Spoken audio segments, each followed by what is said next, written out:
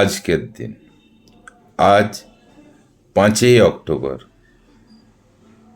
আজকের দিনে 1994 সালে ইউনেস্কোর দ্বারা বিশ্ব শিক্ষক দিবস পালন করা শুরু হয়েছিল।